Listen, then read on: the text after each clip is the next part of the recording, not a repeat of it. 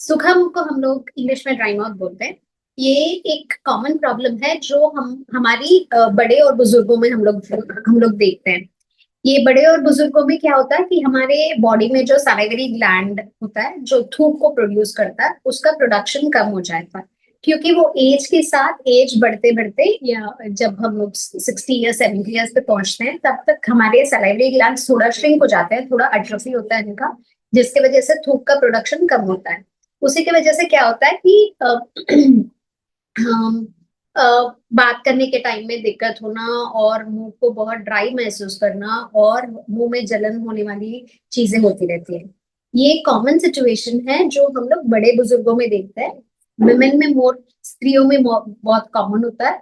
और इसके साथ ही साथ थोड़े यंगर पेशेंट्स यानी 40-25 उम्र में भी हम लोग डायबिटिक पेशेंट्स में देखते हैं, जो डायबिटिक न्यूरोपैथी से हो सकता है।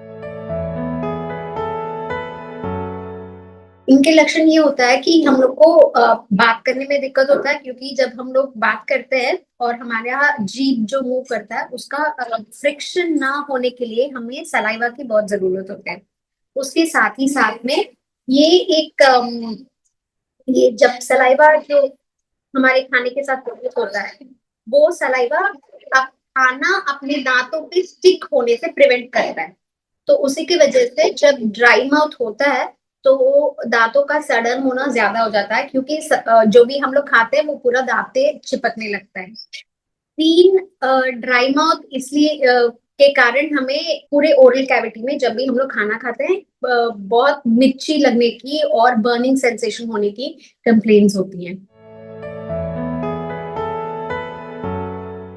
कि ये बड़े बुजुर्ग लोगों में बहुत कॉमन होता है। ये होता है क्योंकि एज रिलेटेड चेंज होता है। उसके साथ में डायबिटिक न्यूरोपैथी करके एक सिचुएशन होता है जो लॉन्ग टर्म डायबिटीज या मधुमेह की वजह से हमारे नसों में जो है, नर्व में जो है उनमें न्यूरोपैथी हो जाता है, जिसके वजह से सलेवा का प्रोडक्शन कम होता है। ये दोनों चीज के अलावा अगर हम लोग कोई एंटीसाइकोटिक मेडिकेशन या एंटी डिप्रेसेंट पे मेडिकेशन पे हो अगर पेशेंट, तो उनमें भी ड्राई माउथ आने के चांसेस ज्यादा होते हैं। इसके साथ ही साथ थोड़े ऐसे कंडीशन है जैसे ऑटो इम्यून कंडीशंस होते हैं, जैसे कि रुमेटॉइड आर्थराइटिस के साथ जॉगरिन सिंड्रोम और मिक्यूलिक सिंड्रोम जैसा प्रेजेंटेशन होता है। उनमें वो जो होता है वो ऑटो इम्यून होता है। उसका उसका एज से कोई संबंध नहीं होता है, तो इन पेशेंट्स में भी सूखा मुंह होने का चांस ज्यादा हो जाता है।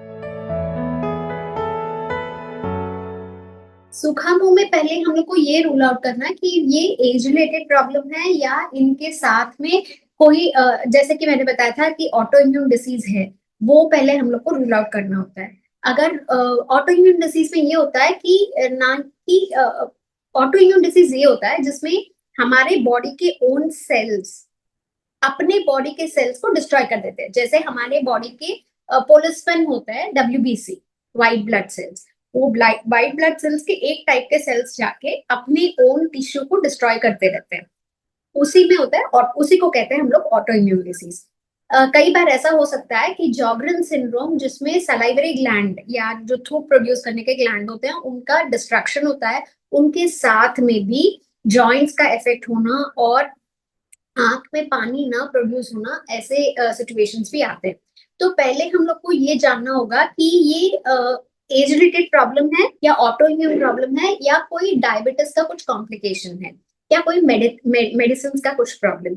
अगर ये ऑटो इम्यून कंडीशन है तो हम लोग को ये रूल आउट करना होता है कि आंख में पानी आ रहा है एडिक्वेटली या नहीं, क्योंकि अगर आंख में पानी नहीं होता है तो हम लोग केरेटोकंजक्टिवाइटिस जैसे प्रॉब्लम्स एनकाउंटर करेंगे, जिसके वजह से विजन लॉस भी हो सकता है।